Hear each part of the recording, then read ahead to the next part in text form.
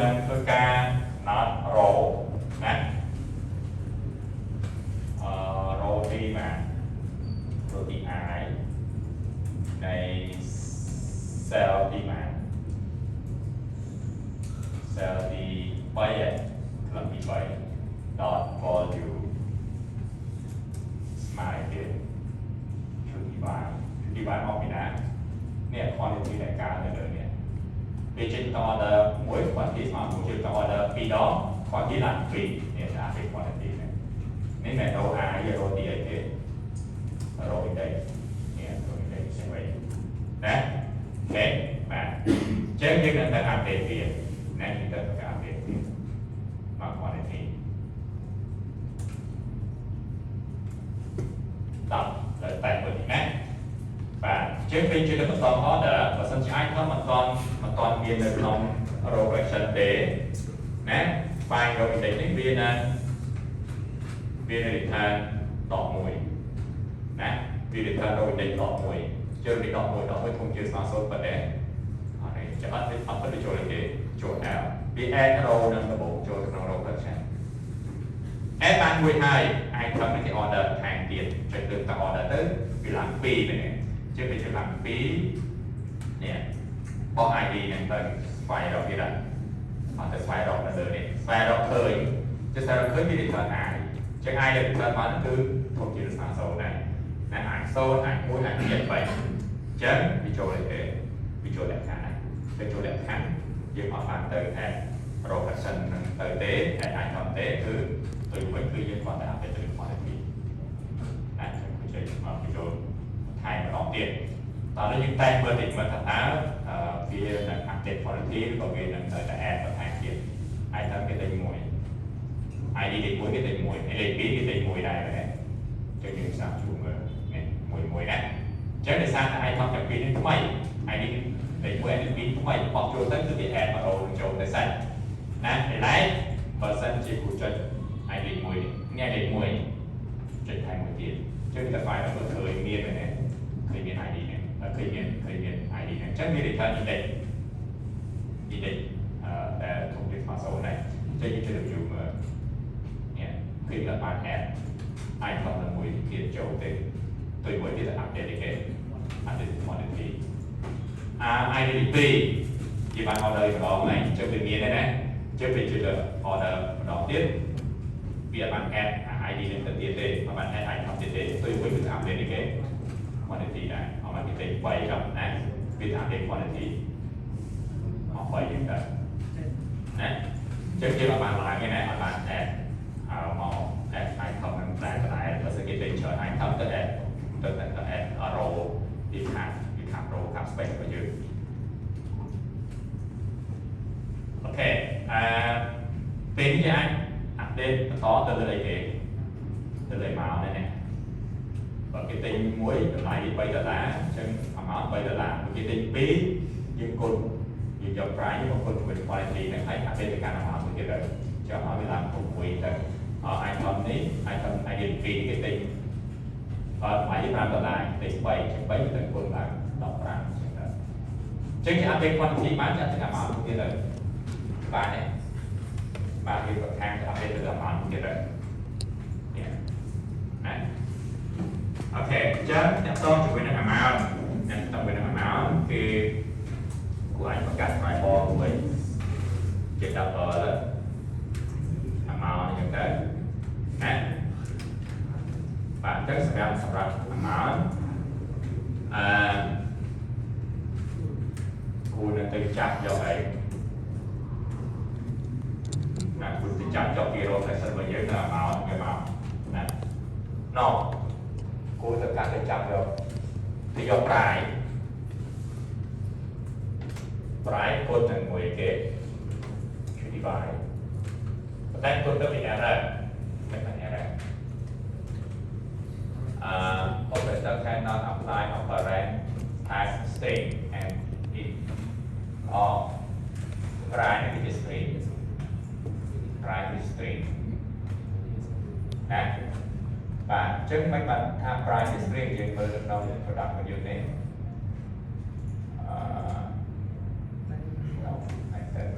តែ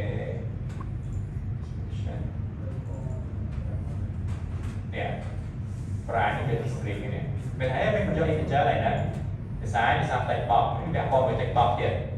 tay bọc prai này từ tay viết từ string chẳng hạn mà chỉ prai này giờ về string này để bay kẹt và mình trong thế tay này như cái bởi cái gì integer thì chỉ hay như cái convert này như ngày trời or như như cái convert tiền integer bọc từ tay chỉ string thì bây giờ anh chơi phụ là hai thứ prai thì chỉ string chứ như cái một cái cũng như vậy như convert prai thì string tới chỉ ấy không thể chỉ để chờ in đó thì cái đó pass của nó này ok và cũng cho bằng hàng thì prai để chạm cho bị tịch bọc nó để chạm cho bị tịch bọc nó vì miền nhà đột lại chứ bởi vì mình quan tâm là bọc nhà đột lá tôi thì dựa cho đột lại để miền nhà nhưng mà cô chủ mình là integer còn vì là để là tiền nè chứ nhưng thứ mấy ai prai thì quân đừng vô bằng convert tại integer này cặp nhà đột lá chính xác ai vì nó so tại đây thì ở sau đây thì chứ ngoài ở bên tôi ngồi bọc string nên cứ một hàng lệnh nè string display nè display nó cứ display ấy ở cái file rồi ấy rồiនៅក្នុង string ហ្នឹងរកឃើញមានសញ្ញាដុល្លារគូដូរទៅឲ្យបោះជា empty string ណាអូខេបាទបាត់ខ្ញុំចប់យ៉ាងនេះទៅការ2ណាយល់តែនេះហ៎ prai នេះដោយសារតែវាមានសញ្ញាដុល្លារអញ្ចឹងគ្រប់ method display ដើម្បី display string យក string ហ្នឹងស្វែងរកនៅក្នុង string ហ្នឹងក៏វាឃើញមានសញ្ញាដុល្លារជាមួយសញ្ញាដុល្លារដោយ empty string បាទ empty string អត់មានអីទេមែនទេមិនហ្នឹងដូចលុបសញ្ញាដុល្លារចោលចឹងតែបាទអញ្ចឹងវានៅសល់តែតម្លៃហ្នឹងត្រូវបាន convert ទៅ integer យកមកកូដជាមួយ quantity ដែលជា integer ស្រាប់ណាបាទ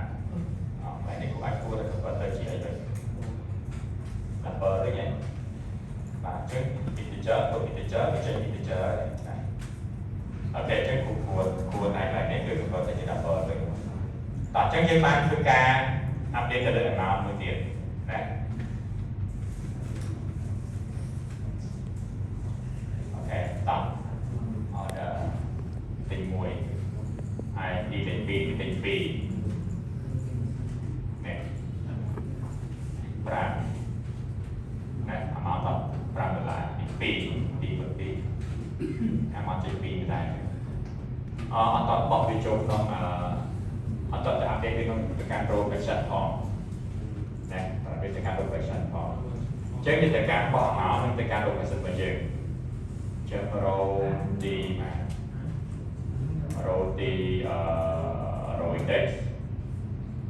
ត្រង់ cell ទី cell ទី4នេះ content នៅ cell ទី4 dot volume ស្មើគេamount នេះអញ្ចឹងគូនឹងថែមតិចហើយ amount ហ្នឹងគឺគូចង់ទៅចេញសញ្ញាដុល្លារវិញអញ្ចឹងគាត់ប្រើ method to string ដើម្បី format amount ហ្នឹងគូចង់បានជា currency C ក្រោយពីគូយកពីកុំណាអញ្ចឹងយើងមាននៅ template format ស្រាប់បើយើងចង់ដាក់ប្រើសញ្ញាច្រើនណាស់យើងហៅ template format ពីមកតែតណាអូខេណាស្ដាប់ទៅតែ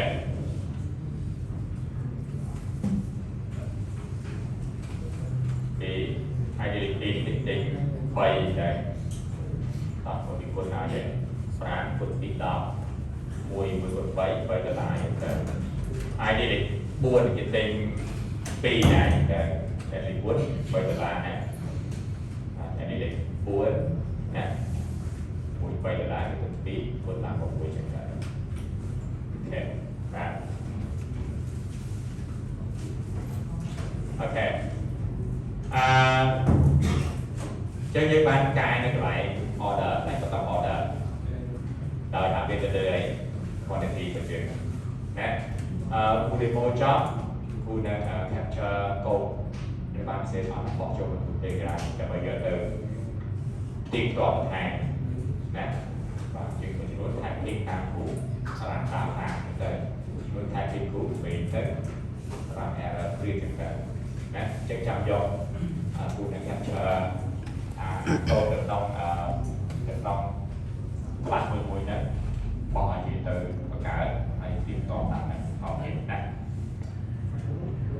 và cụ xa phê phía trên cụ thời gian thì ngộ và hai mà xa chọn tới hay chẳng chừng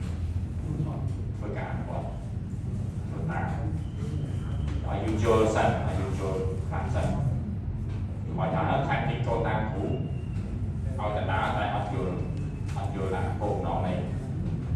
method find row ở in đây năng kê